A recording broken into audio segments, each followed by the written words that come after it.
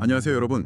오늘 저희와 함께 깊이 파볼 내용은 미국과 일본 간의 아주 중요한 경제 그리고 안보 협력입니다. 네, 특히 그 트럼프 전 대통령 시절에 추진됐던 건데요. 맞아요. 규모가 어마어마한 일본의 대미 투자 계획인데 이 백악관 발표 자료를 바탕으로 한번 그 속을 들여다보겠습니다. 네, 이 자료가 그냥 뭐 투자 목록만 쭉 나열한 게 아니고요.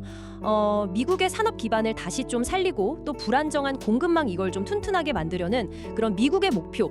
여기에 이제 일본이 어떻게 크게 참여하는지를 보여주는 일종의 청사진 같은 거죠. 네, 분야도 정말 다양하더라고요. 에너지, AI, 제조업, 핵심 광물까지. 맞습니다. 아주 넓은 분야를 다루고 있죠. 그래서 오늘 저희 목표는 이 수천억 달러, 이 규모의 투자 약속들이 그냥 숫자가 아니라 이게 실제 미국의 산업, 기술, 또 에너지 안보, 그리고 더 나아가서 미일 동맹 자체에 어떤 변화를 가져올 수 있는지 그 연결고리를 좀 명확하게 짚어드리려고 합니다. 네, 이게 좀 복잡해 보일 수도 있는데 여러분께서 그 맥락을 쉽게 이해하실 수 있도록 저희가 잘 풀어보겠습니다. 좋습니다. 그럼 어디서부터 시작할까요? 먼저 에너지 인프라 쪽 투자가 규모가 상당하니까요. 여기서부터 시작해서요. 이게 또 바로 AI 인프라랑 연결되거든요. 아, 그렇죠. 그리고 나서 제조업 강화, 공급망 회복, 또 핵심 광물 확보, 그리고 미국의 에너지 수출 확대, 마지막으로 안보 협력 강화. 이 순서로 한번 구체적인 내용하고 그 이면의 전략까지 같이 보시죠. 네, 좋습니다. 그럼 바로 에너지 분야부터.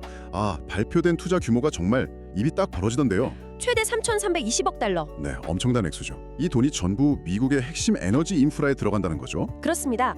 내용을 좀 더 자세히 보면 원자력 분야가 눈에 띄는데요. 그 웨스팅하우스 같은 기업하고 협력해서 AP1000 원자로, 그리고 요즘 주목받는 차세대 기술이죠. 소형 모듈 원자로, SMR.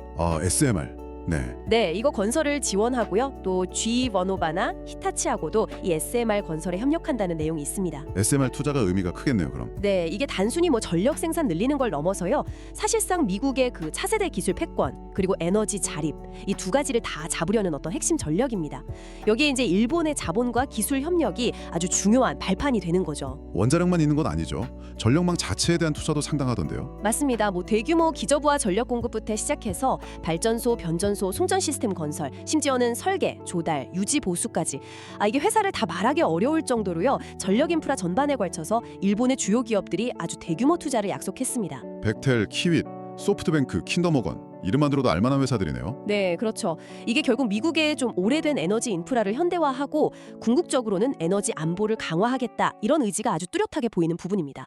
그냥 발전소 몇 개 더 짓는다는 차원이 아니라 에너지 생산부터 시작해서 최종 소비자한테 가기까지 이 전체 시스템의 효율성, 안정성을 다 높이겠다는 거죠. 거기에 더해서 그리드 안정화에 필요한 가스터빈, 증기터빈 같은 대형 장비들, 또 변압기 같은 변전소 설비, 심지어 냉각 시스템 공급까지. 여기에도 각각 수백억 달러, 수십억 달러. 와, 정말 촘촘하게 준비하는 느낌인데요. 네, 이런 그 지원 설비 투자가 어떻게 보면 숨겨진 핵심일 수도 있어요. 왜냐하면 안정적인 전력망이 없으면 아무리 좋은 기술이 있어도 사실 쓸모가 없잖아요. 그렇죠. 특히 바로 다음에 얘기할 AI 그리고 데이터 센터 운영에는 정말 어마어마한 양의 안정적인 전력이 꼭 필요하거든요. 아, 그렇군요. 그래서 에너지 생산, 공급, 관리까지 이 전 과정을 다 아우르는 투자가 이루어지는 겁니다. 그럼 이 에너지 인프라 강화가 결국 어디로 이어지는 건가요? 말씀하신 대로 다음 주제 AI 인프라랑 바로 연결되는 거군요. 네, 맞습니다. 이쪽 투자 계획을 보니까 데이터 센터형 발전 시스템이나 장비 공급에 최대 300억 달러. 큽니다. 그리고 AI 칩 같은 데 꼭 필요한 첨단 전자부품, 전력 모듈 공급에 또 최대 250억 달러. 그리고 통신망의 핵심이죠. 광섬유 케이블 공급에도 최대 200억 달러. 이렇게 투입될 예정이라고 합니다. 정확합니다. AI 혁명의 심장은 결국 그 방대한 데이터를 처리하는 데이터 센터인데요.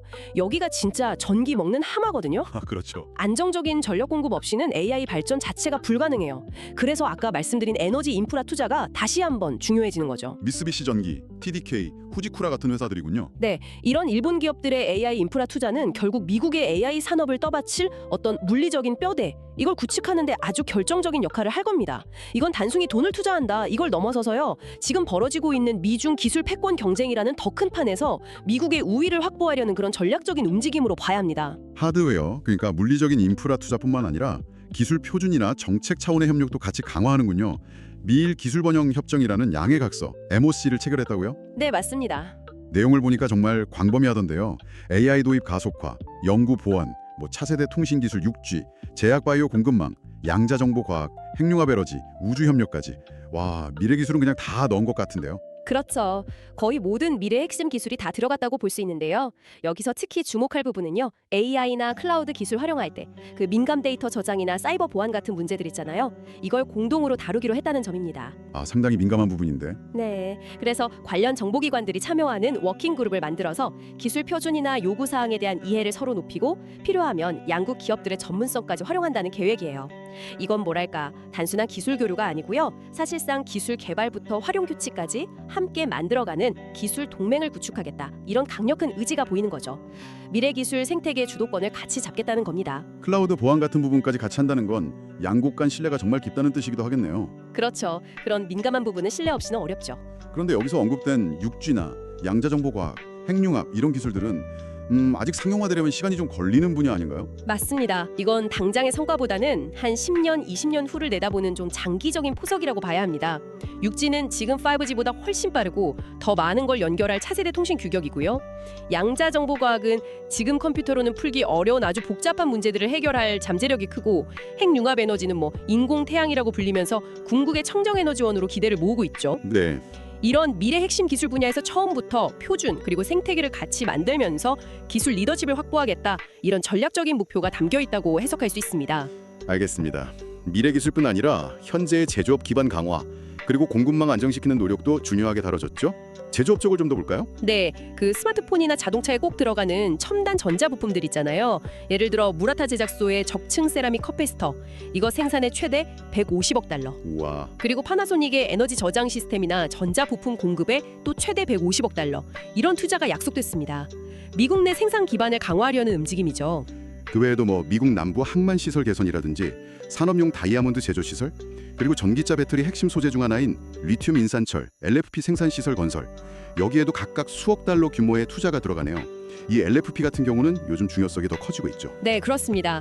LFP 배터리가 기존 3원계 배터리보다 안정성도 높고 가격 경쟁력도 있어서 전기차 시장에서 점점 더 주목받고 있거든요. 이것도 결국 특정 국가에 대한 의존도를 줄이고 미국 안에서 직접 생산 능력을 확보하겠다. 이런 전략의 일부로 볼 수 있습니다. 전반적으로 보면 팬데믹 겪으면서 드러났던 그 공급망의 취약성, 이걸 해결하고 핵심 부품이나 소재의 자국 내 생산 비중을 높이려는 의도가 아주 명확하게 보입니다. 특히 좀 흥미로웠던 건 도요타가 미국산 차량을 일본에 수출하고 또 미국 자동차 회사들한테 일본 내 유통망을 열어주기로 했다는 점이에요. 아, 네. 그 부분도 있었죠. 일본이 미국의 안전 인증을 그냥 그대로 인정해주기로 하면서 가능해졌다고 하던데요. 그리고 조선 능력 확대를 위한 협력도 약속했고요. 네, 그 도요타 사례는 상징적인 의미가 좀 있습니다. 무역 장벽을 낮춰서 미국산 제품의 수출을 늘리려는 노력의 어떤 구체적인 성과로 제시된 거죠. 그리고 조선 분야 협력은 단순히 상업적인 배 만드는 능력을 넘어서요. 군함 건조 같은 방위 산업 기반 강화, 이런 안보적인 측면하고도 연결이 됩니다. 그렇군요. 결국 공급망의 안정성, 회복력 강화라는 큰 틀 안에서 무역, 산업, 안보가 다 복합적으로 고려된 조치들이다. 이렇게 볼 수 있습니다. 공급망 안정화에서 또 빼놓을 수 없는 게 바로 핵심 광물 확보인데요. 역사적인 핵심 광물 협정 이렇게 이름까지 붙였더라고요. 어떤 내용인가요? 네, 이 협정을 통해서 미국 내에 비료 생산 시설 건설에 최대 30억 달러, 그리고 구리 재련 및 정련 시설 건설에 20억 달러, 이런 규모의 투자가 이루어집니다. 구리랑 비료요. 네, 구리는 전선부터 시작해서 거의 모든 산업에 다 쓰이는 필수 금속이고요. 암모니아나 요소 같은 건 비료뿐만 아니라 산업용 화학 물질로도 아주 중요하죠. 아, 핵심 광물이라고 하면 보통 배터리 소재나 히토류 이런 걸 많이 떠올리는데 구리나 비료 원료 확보도 상당히 중요하군요. 네, 그렇죠.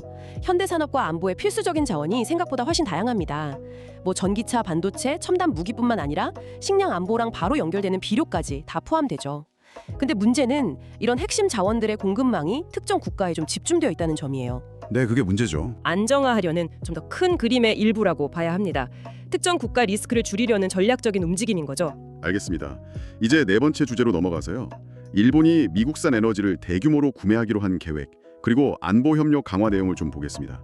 에너지 구매 규모가 기록적이라고 표현됐던데요. 네, 맞습니다. 예를 들면 일본의 주요 가스 회사인 도쿄가스하고 제라가요. 알래스카에서 새로 건설될 파이프라인에서 나올 LNG, 액화 천연가스죠. 이걸 구매하겠다는 의향서, LOI를 체결했습니다. 의향서, LOI요? 네, 이게 법적 구속력은 없지만 구매 의사를 공식적으로 밝힌다는 의미가 큰데요. 이 두 회사의 구매량만 합쳐도 해당 프로젝트 전체 수출 능력의 10% 이상을 차지한다고 합니다. 와, 상당하네요. LNG뿐만 아니라 셰일가스나 석탄 구매 계약도 있군요. 제이라는 루이지애나 셰일 분지에 15억 달러 추가 투자하고 도호쿠 전력은 미국산 석탄 단연 계약을 맺었다고요. 그렇습니다. 이게 일본 입장에서는 안정적인 에너지 공급처로서 미국에 대한 의존도를 높이는 거고요. 동시에 미국으로서는 에너지 수출을 크게 늘릴 수 있는 기회가 되는 거죠. 양국의 이해관계가 딱 맞아 떨어진 겁니다. 특히 LNG나 셰일가스 투자는 미국의 에너지 산업에 직접적으로 활력을 불어넣는 효과가 있죠. 그리고 또 한 가지 눈에 띄는 게 일본의 원자력 발전소 폐로 시장, 그러니까 원전 해체 시장이죠. 여기에 미국 기업이 참여할 길을 열어주기로 했다는 점입니다. 이건 좀 새로운 시장이 열리는 거네요. 맞습니다. 원전 해체는 아주 고도의 기술과 경험이 필요한 분야인데요. 이 시장에 미국 기업들이 진출할 수 있도록 일본 측이 노력하겠다 이런 내용입니다. 에너지 안보와 경제적 이익이 결합된 서로 윈윈 할 수 있는 전략의 일부로 볼 수 있겠습니다. 에너지 분야 외에 안보 협력도 한층 강화됩니다. 일본이 방위비를 늘리겠다고 약속한 거에 맞춰서 미국은 일본이 보입하는 F-35 전투기에 실릴 중거리 공대공 미사일 AMRM이죠. 이걸 원래 계획보다 빨리 인도하기로 했군요. 벌써 첫 물량이 도착했다고요? 네, AMRM은 공중전에서 아주 핵심적인 역할을 하는 미사일입니다. 이건 조기에 인도한다는 건 일본의 실질적인 방위 능력을 강화하고 또 동맹으로서 미국의 강력한 지지를 보여주는 그런 조치죠. 그리고 또 국제 제재를 피해서 불법 활동하는 유조선 같은 거 있잖아요. 이걸 그림자 선단이라고 하는데 이거 단속하고 또 마약 밀매 방지를 위한 공조 강화 이런 것도 합의가 됐습니다. 아, 그림자 선단이나 마약 밀매. 이건 좀 전통적인 군사 위협과는 다른 형태의 안보 위협인데 이런 부분까지 협력을 강화하는군요. 세관 당국끼리 정보 공유를 강화하는 세관 상호 지원 협정 CMAA 개정도 추진한다고 하고요. 네, 그렇죠. 이건 이제 미일 동맹이 단순히 군사적 위협에만 대응하는 걸 넘어서서요. 경제 안보, 사이버 안보, 또 이런 초국가적인 범죄 같은 새롭게 떠오르는 다양한 안보 위협에 대해서 포괄적으로 함께 대처하겠다. 이런 의지를 보여주는 겁니다. 인도 태평양 지역에서 힘을 통한 평화를 유지하겠다. 이 양국의 공동 목표를 뒷받침하는 아주 실질적인 조치들이죠. 안보의 개념 자체가 점점 넓어지고 있다는 걸 보여주는 사례이기도 하고요. 자, 오늘 정말 방대한 내용을 다뤘습니다. 이 백악관 자료를 통해 본 미일 간의 합의는 에너지, AI, 제조업, 핵심 광물, 안보까지 정말 넓은 분야에 걸쳐 있었네요. 네, 그렇죠. 요약하자면 미국의 산업 경쟁력을 강화하고 공급망을 다시 짜고 에너지 및 기술 안보를 확보하고 그리고 동맹 관계를 더 깊게 한다. 이런 여러 층위의 전략적 목표 아래에서 수천억 달러 규모의 구체적인 투자와 협력이 추진된다는 거. 이게 핵심이겠군요. 네, 아주 복합적이고 또 전략적으로 잘 설계된 협력 계획이라고 볼 수 있습니다. 이게 단순히 뭐 경제 협력 또는 안보 협력 어느 한쪽으로 치우친 게 아니고요. 경제와 안보가 아주 긴밀하게 얽혀 있는 포괄적인 파트너십 강화다 이렇게 평가할 수 있을 것 같습니다. 트럼프 행정부 시절에 그 딜을 중시하는 접근 방식이 좀 반영된 결과로도 볼 수 있고요. 이전 합의들을 바탕으로 해서 협력의 폭과 깊이를 더 확장시킨 것으로 보입니다. 그렇다면 여러분께서 주목하셔야 할 점은 이런 거시적인 국제 협력이 그냥 뉴스 속 이야기가 아니라는 겁니다. 이게 미국의 경제 구조, 일자리, 기술 발전 속도에 직접 영향을 미치고 더 나아가서는 국제 질서 속에서의 미국의 역할과 위상, 그리고 동맹국과의 관계 설정 방식에도 변화를 가져올 수 있는 아주 중요한 흐름이라는 거죠. 맞습니다. 특히 이 자료는 공급망 회복력, 핵심 광물 확보, 첨단 기술 주도권 이런 특정 분야에 대한 집중적인 노력을 아주 강조하고 있습니다. 팬데믹이나 지정학적 긴장을 겪으면서 드러났던 미국의 어떤 취약점들 이걸 동맹과의 협력을 통해서 극복하려는 의지가 아주 강하게 드러나는 대목이죠. 자료에서 강조된 공급망, 핵심 광물, 첨단 기술 외에도요. 미국이 장기적인 경제 및 국가 안보를 진정으로 확보하기 위해서 앞으로 동맹국들과의 협력에서 또 어떤 잠재적인 의존성이나 혹은 우리가 간과하고 있는 취약점을 우선적으로 해결해야 할까요? 오늘 저희가 나눈 이야기들을 바탕으로 이 질문에 대해서 한번 생각해 보시면 좋겠습니다.